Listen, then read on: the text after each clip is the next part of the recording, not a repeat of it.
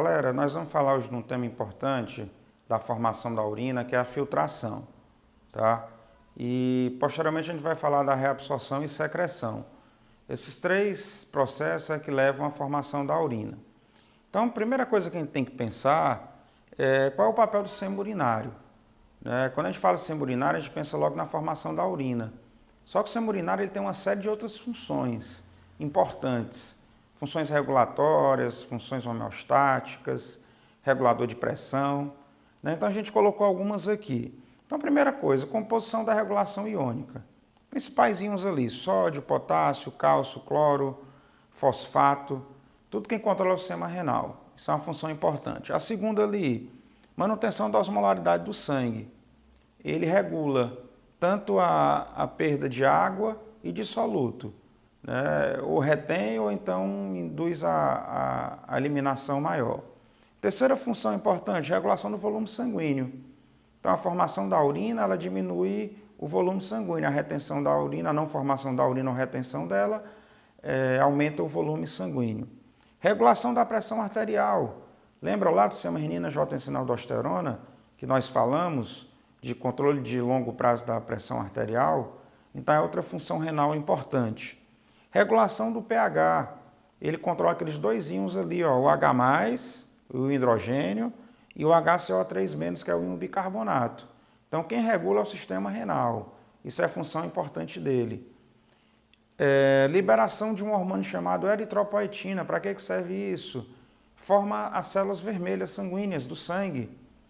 Tá? Então, a eritropoetina é que induz a medula a formar células vermelhas. Então, isso é produzido pelo sistema renal. Regulação do nível de glicose. O sistema renal ele faz um negócio chamado de gliconeogênese ou neoglicogênese. Além dele, somente o fígado faz isso. Isso, na realidade, é a função primordial do fígado, mas o sistema renal ele faz isso. E a excreção de resíduos, que nós vimos lá nós vimos na secreção, tá certo? Que substâncias estranhas elas são jogadas para fora. Elas são retiradas do sangue e jogadas no lúmen renal. Então, a primeira coisa que a gente tem que saber é que são funções renais. Vamos lá para a estrutura do sistema urinário. Então, nós temos aí no homem e na mulher os dois rins, olha ali em cima dos rins as suprarrenais, lembra que a gente viu lá no sistema endócrino, o córtex e a medula da suprarrenal. Nós temos ali os ureteres, que conduzem a urina para a bexiga urinária e ela é jogada para fora pela uretra, tá? Estrutura anatômica. Novamente essa estrutura, dando foco ali no rim, certo? Os dois rins e o sistema sanguíneo ali chegando, Nós temos ali a aorta, que traz o sangue vindo do coração, nós temos ali as veias cavas, que vão levar de volta esse sangue para o coração, os dois rins novamente, os ureteres, a bexiga e a uretra, tá? Sistema urinário. Aqui numa visão mais microscópica, eu peguei o rim, que está aqui na nossa esquerda, fiz um corte nele e levei ali para o lado direito. Dividi ele na região mais externa, que é o córtex, a região mais interna, que é a medula, e ali nós temos a estrutura renal, o néfron, tá certo? Que nós vimos na nossa aula inicial de renal. Então, nós temos ali o néfron sendo mostrado ali. 80% dele numa região cortical, 20% dele numa região medular, chamado néfron justaglomerulares, tá? Aumentei um pouquinho mais esse néfron para a gente entender como é que vai acontecer esse processo de filtração. Então, nós temos ali a cápsula de Bowman. Dentro da cápsula de Bowman, nós temos o glomérulo. Saindo do glomérulo, os túbulos contorcidos proximais e o túbulo contorcido distal, tá certo? O ducto coletor que vai levar aquilo lá pelos ureteres para a bexiga, ok? Nós temos ali a artéria renal, que está em vermelho, e nós temos ali a veia renal, que está em azul. Uma levando o sangue, que vai adentrar o glomérulo, vai passar lá pela cápsula de Bowman, vai percorrer o túbulo contorcido proximal, o túbulo contorcido distal, e vai formar a urina, que vai pelos ureteres para a bexiga. O sangue que que sai daí, ele sai pela veia renal, veias cavas, coração, né, retornando por circuito cardíaco. Beleza. 3 processos desse néfron. Vamos ver um hoje. Qual é? Filtração. Teremos uma outra aula que a gente vai ver reabsorção e nós vamos ver a secreção. Vamos relembrar a diferença desses processos. Filtração. Quem é que faz filtração? Cápsula de Bowman, glomérulo. É a única função dele, fazer isso. Então, o sangue que chega lá, ele é filtrado.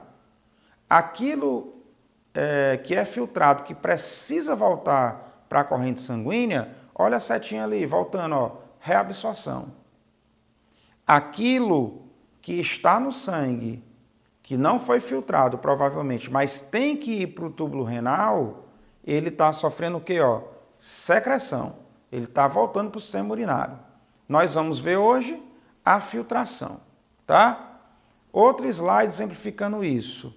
Filtração, ó, nós temos ali que acontece lá no glomérulo, olha, adentrando o sangue, arteríola aferente. Adentrou a cápsula de Bowman pelo glomérulo, sofreu filtração.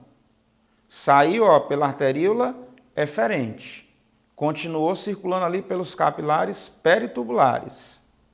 Aquilo que é filtrado, se voltou para o sangue, pelo capilar peritubular, sofreu o quê? Que está em verde, ó, reabsorção. Substâncias que talvez não foram filtradas por serem muito grandes, mas tem que ser jogado no lúmen renal, sofreu o quê? Secreção. Isso acontece ao longo do néfron, tá? Nós temos ali tubo contorcido proximal acontecendo isso, nós temos reabsorção ali na alça de Henle, nós temos no túbulo distal reabsorção e secreção, e nós temos ali também no ducto coletor, né, reabsorção e secreção. Reabsorveu, voltou para o sangue. Secretou, saiu do sangue, voltou para o túbulo renal. Mas vamos entender qual é a base da filtração. Lembrando, onde é que acontece filtração? Bem aqui, glomérulo, cápsula de Bowman. Então vamos ter nosso slide aqui. Na parte superior, eu tenho um corte, fiz um corte aí frontal, né, como se eu pegasse uma laranja e cortasse ela no meio, estou vendo ela de frente. Então o que é que eu estou vendo ali? Arteríola aferente, adentrando a estrutura ali, que é o glomérulo. Esse glomérulo, ele está revestido pela cápsula de Bowman. Eu peguei o glomérulo em cima e ampliei ele embaixo, tá? Aí eu tenho lá o glomérulo ampliado. Eu peguei esse glomérulo ampliado e levei lá para o lado direito.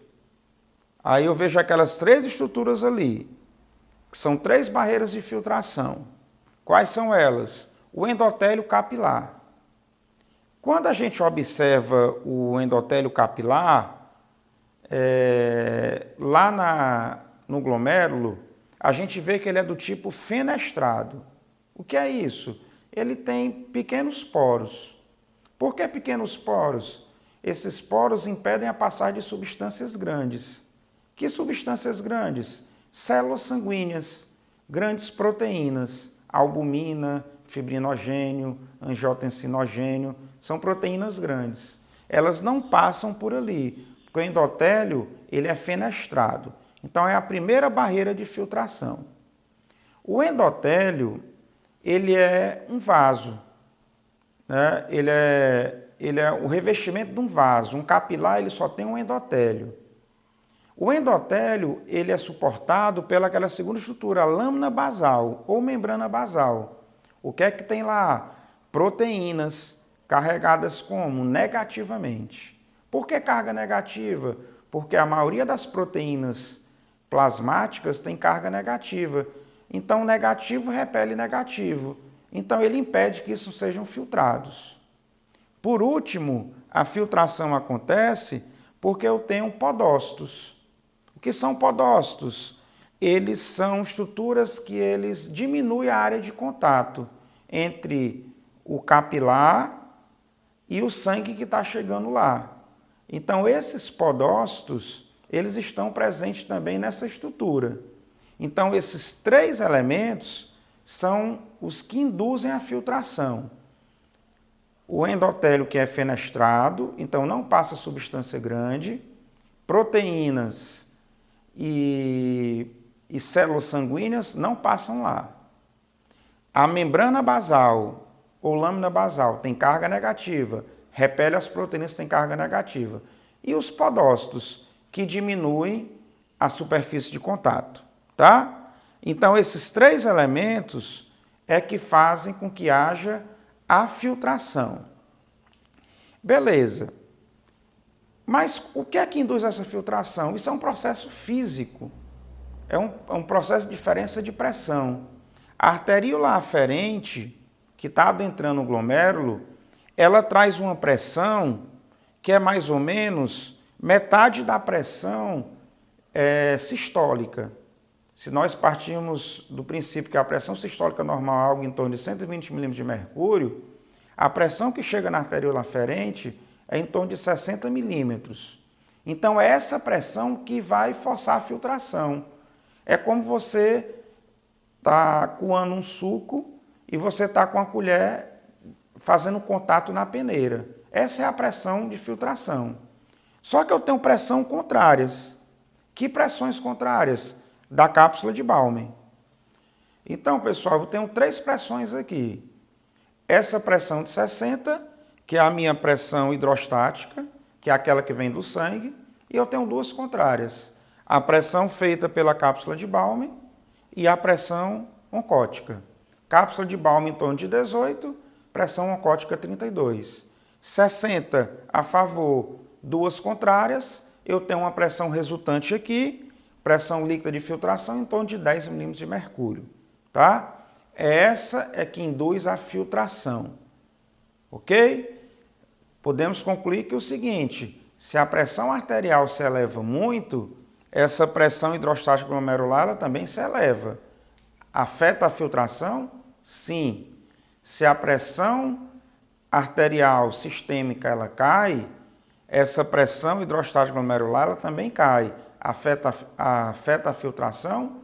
Sim. Só que o organismo ele mantém isso dentro de uma certa normalidade. Precisa ter uma pressão arterial muito elevada para alterar a filtração ou muito baixa, ok? Então é nossa aula sobre filtração, galera. Até um próximo momento. Valeu!